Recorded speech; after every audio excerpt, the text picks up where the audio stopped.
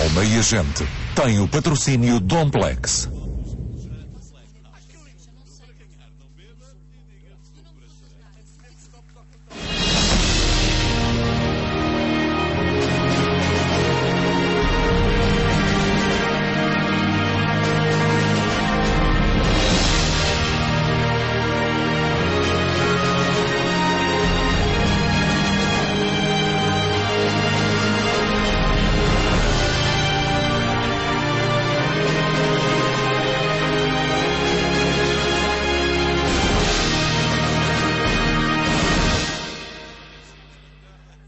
Senhores telespectadores, estamos hoje num lugar que é, só por si próprio, um monumento.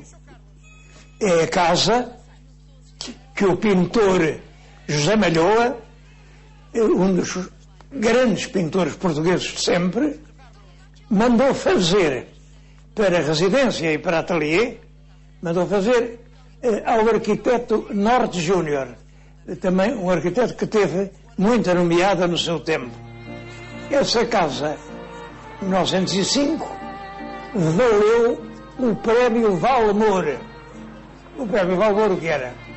Houve um Visconde Valmor, não tem importância esse primeiro Visconde, era só um ganha-dinheiro, teve uns grandes negócios, e tinha muito dinheiro, e deram-lhe o título de Visconde em 2 graus. Era para ele e para o filho. Mas ele não teve filhos e, portanto, ficou para ele e para o sobrinho. E é esse sobrinho, é que é o Visconde de Valmor, que queria um prémio para a casa mais bonita que em cada ano se fizer em Lisboa. E naquele ano de 1905, o júri atribuiu o prémio a esta casa, mandada construir pelo pintor José Malhoa. É curioso ver o gosto como muda. 1905 é uma altura em que Lisboa está a crescer rapidamente. É a altura das avenidas novas, é uma altura de um progresso extraordinário. O comboio chegou ao Rossio, chegam de toda a parte os imigrantes, a cidade cresce, as avenidas novas rasgam novos horizontes à pequena capital e as casas novas é muito importante que sejam bonitas. Daí a instituição do Prémio Valmor, as casas bonitas. Agora, o que é curioso, a meu ver, é que se tenha achado a casa mais bonita, esta que estão a ver. Como vê, uma casa com a fachada pesada, em que se misturam os estilos gótico, românico, barroco, romântico, é um conjunto de coisas. Nessa altura, o que parecia bem era o que surpreendia, o que era diferente. Estamos na altura do Raulino, procura-se ansiosamente encontrar uma maneira nova de fazer casas, de ser português. E esta casa nasce nessa ânsia de Portugalidade. Pois viu aqui Malhoa, pintou aqui uma grande parte dos seus quadros. Quando morreu, isto foi vendido em asta pública. E quem é que o comprou? Foi um médico de olhos, um oftalmologista, o Dr. Anastácio Gonçalves. Era um rapaz de Alcanena que formou-se na medicina. Depois de ser médico tinha que escolher uma especialidade. Ora, ele tinha uma irmã, uma menina cega, e isso impressionava muito. Uma criança cega impressiona muito qualquer pessoa.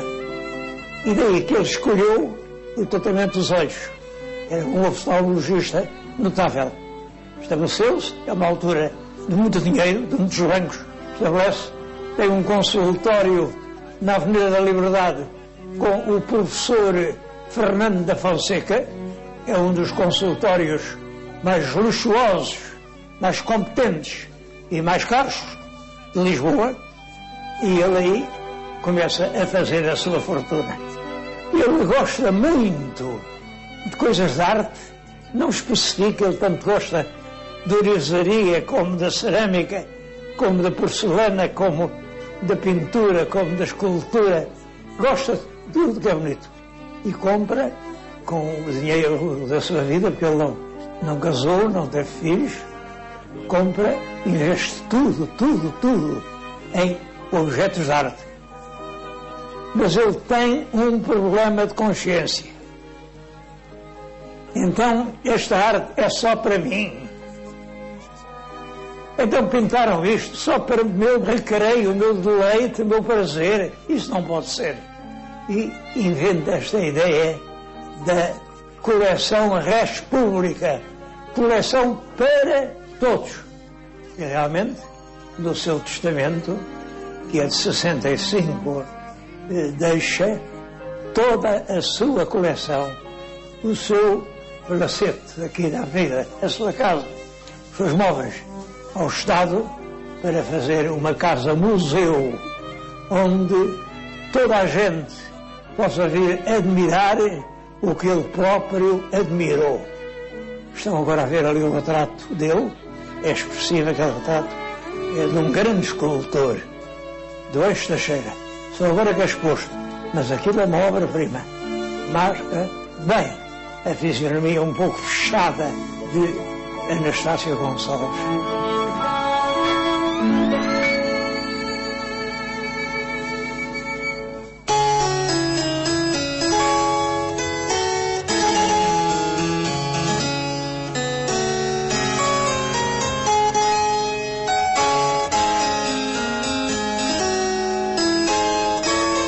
Uma peça preciosa que agora se apresenta ao público pela primeira vez. É esta colcha de Castelo Branco.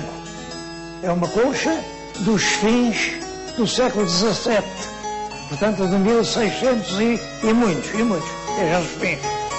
É a altura da Corte-Aldeia. Em Portugal, em Lisboa, o governo é o governo espanhol. Estamos na altura dos Floripos e, portanto, a nobreza emigrou toda, em grande parte, para os campos, para as suas quintas, e aparece um mobiliário um bocadinho mais seleto do que antigamente. Entre outras coisas, aparecem as colchas do noivado de Castelo Branco. A mais antiga que eu conheço é esta, e valeu a pena vir aqui para ver esta peça.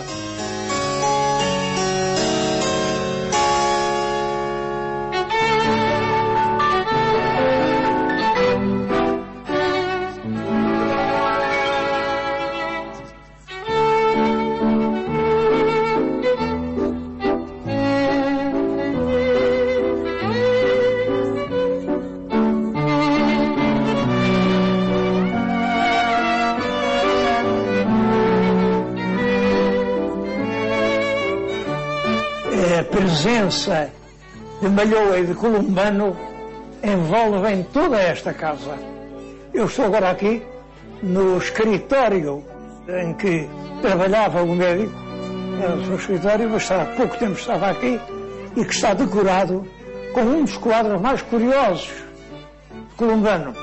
É o famoso Convite à Valsa. É um quadro de juventude. Columbano é um pintor severo, austero, quase cruel. E este quadro não. Este quadro é gentil. É o cavalheiro que pede à senhora se quer dançar com ele. Eu não sei o que ela respondeu, sim, se não, mas tudo começou assim, naquele convite à valsa. Há aqui muitos outros quadros notáveis. Eu vou-lhes mostrar um quadrinho de Columbano que me lembra uma história.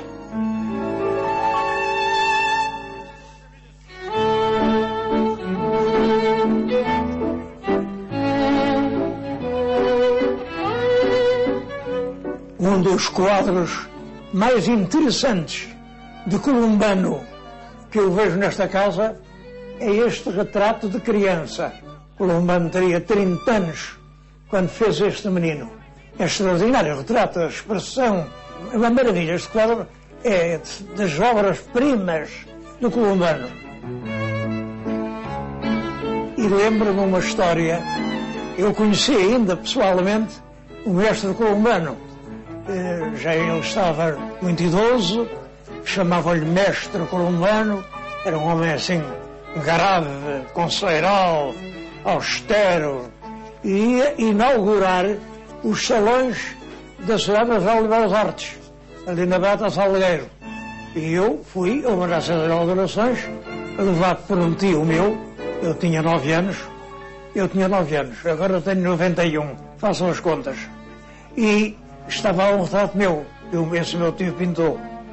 Colombano parou diante do retrato, parou há algum tempo e diz: é o melhor retrato em aguarela que até hoje vi em Portugal.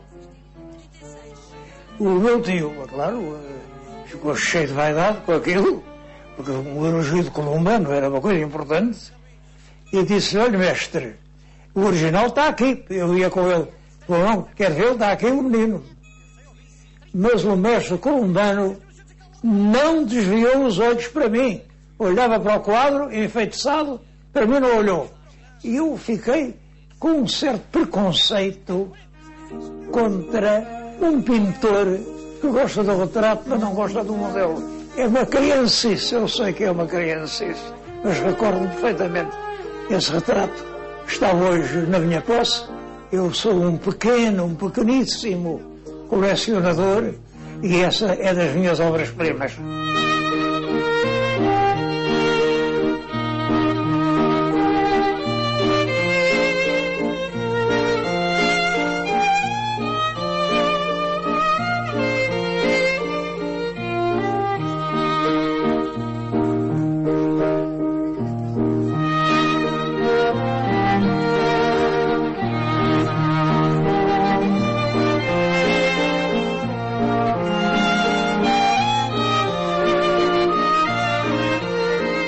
Esta era a sala de jantar do médico. Como vê, é também um pequeno museu. Tem aqui um enorme vitral mandado fazer em Paris. Este vitral, enfim, uma coisa de gosto, 1905, não é português. E é discutível, porque, a meu ver, desequilibra todo o edifício da sala.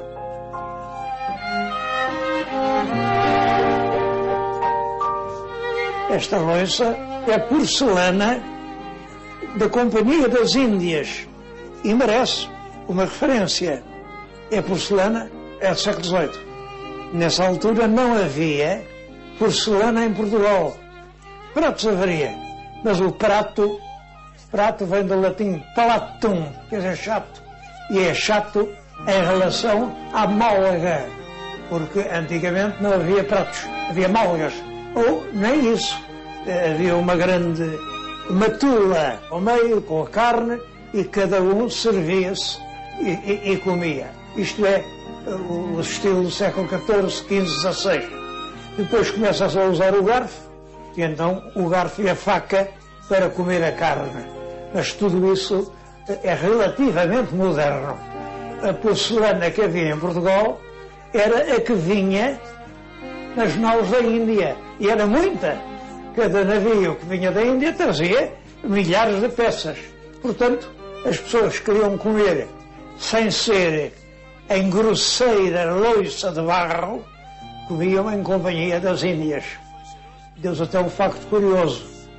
Quando esteve cá o general Junot, é o comandante da primeira invasão francesa, com a esposa, a duquesa de Abrantes, que era uma escritora como de espírito, chegou a Paris e disse: afinal, lá em Portugal, esta louça, a toda parte toda a gente come nisto.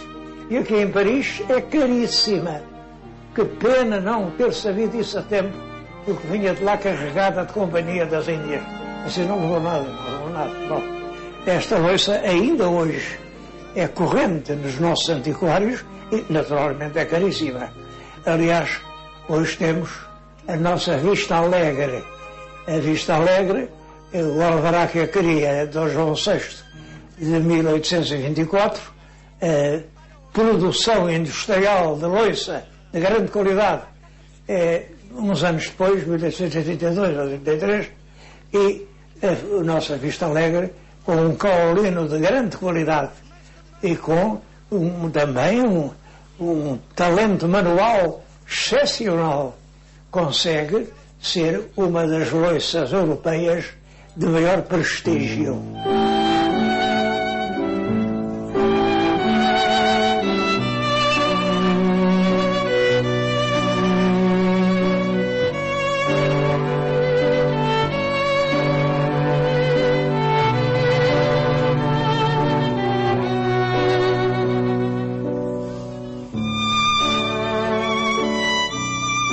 A contribuição desta coleção de móveis é importante para a história do móvel português. Eu estou agora aqui diante de uma peça rara. Isto aparece simultaneamente com as primeiras camas, mas não é uma cama, é uma preguiceira. As pessoas, ao meio da tarde, sentiam necessidade de descansar. A sexta, que é a sexta hora. É a sexta hora. Eu conheci pessoas ilustres que trabalhavam muito, mas não perdoavam a sexta hora e diziam mesmo: o único animal que não dorme a sexta é o homem. E, portanto, dormiam. Realmente é importante. Eu raramente posso fazer isso, mas quando se dorme a sexta, há uma espécie de 2 dias. Temos 2 manhãs, 2 tempos mais claros. Isto era uma preguiceira. Há também cadeiras, as mais antigas cadeiras, que hoje em Portugal também aí estão. Cadeiras do século XVII, porque antes da cadeira, a palavra vem de cátedra. Cátedra porque tem 4 pés. Antes de ter 4 tinha 3. Era uma tripeça. Antes de ter 3 tinha 2. Mas é possível uma cadeira com 2 pés? É um banco. Reparem que o banco, o oxo, ainda hoje existe nas igrejas, nas sacristias, o peça de mobiliário é um banco. É certo que é um banco com 4 lados. Mas o banco com 2 lados, nas tabernas, é o mobiliário mais corrente. Não, o mobiliário no século XV, XVI, era muito elementar.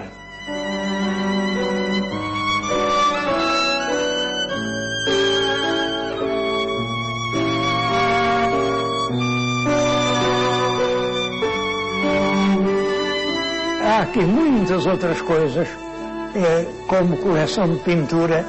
É muito curioso isto. Há aqui quadros do António Ramalho, do Silva Porto, muitos do Malhoa, do Alfredo Kelly, do Columbano, Vieira Portuense, do Domingos Sequeira, Mário Augusto, Carlos Reis, João Vaz, Ricardo Olgan e até um quadro do rei Dom Carlos, porque o rei Dom Carlos, nos intervalos de reinar, pescava e pintava e não era nada mau pintor. Em todo caso, nas obras que o colecionador recolhia e comprava, nota-se uma grande preocupação com a pintura que era. Não vai em coisas novas.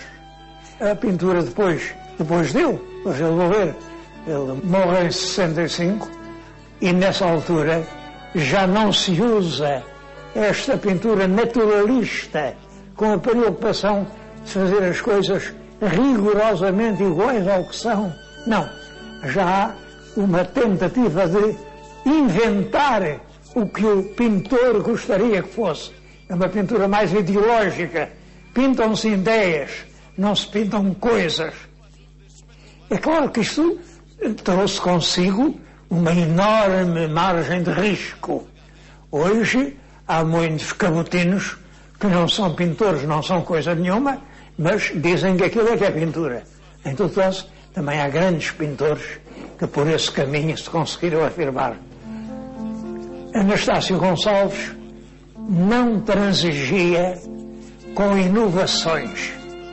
Há coisas curiosas aqui nas coleções do Anastácio Gonçalves.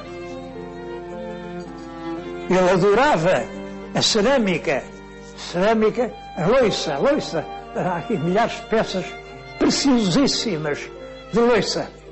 Pois bem, ele era contemporâneo do Rafael Bordal Pinheiro.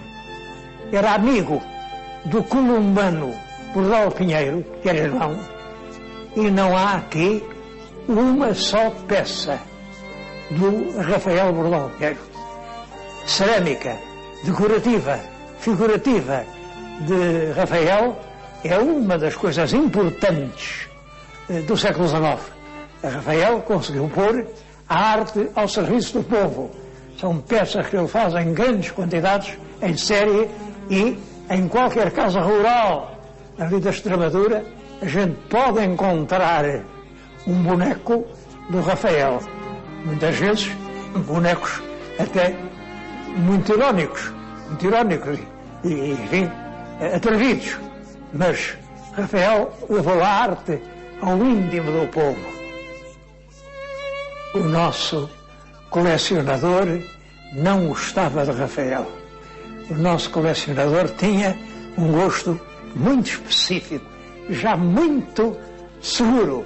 Gostava do que se devia gostar. Era um homem que era como devia ser. Aliás, na sua vida pessoal foi isso mesmo. Foi um homem como devia ser. Ele, quando era novo, formou-se e pouco depois foi a guerra de 14-18. E ele é mobilizado como tenente, mas tenente médico, oftalmologista. E vai para a guerra, onde suporta muitíssimo bem. Ele tem louvores e condecorações, porque naquele terrível 9 de Abril, quando toda a gente fugia, ele manteve-se no seu posto a tratar dos doentes que precisavam dos cuidados dele, naturalmente. Como médico foi sempre exemplar. Tinha um sonho, era visitar os grandes museus do mundo. E visitou. Exceto um. O Hermitage, em São Petersburgo. Ele conseguiu lá ir, mas, por pouca sorte, logo naquele dia, era domingo, o museu estava fechado. Bom, isto é um desgosto. Isto já me aconteceu a mim. Ir a uma cidade para ver um museu e ser no dia em que o museu estava fechado. Que é um desgosto. E mais tarde, inscreve-se numa excursão de avião, quando já tem 77 anos. Com 77 anos, mete-se no avião, não é prudente, não ficou bem a um médico fazer isso. O avião levou até São Petersburgo e depois de lá foi de carro até ao museu e depois, quando subia as escadas do museu, sentiu-se mal, sentiu-se atrapalhado, tiveram que o levar em braços para o hospital, onde morreu. É claro, inventou-se logo uma história romântica. Morreu de emoção ao visitar um museu que toda a vida tinha desejado visitar. Eu sou muito mais concreto. Ele morreu de coração porque tinha 77 anos e aos 77 anos não se deve andar de avião. Eu não ando.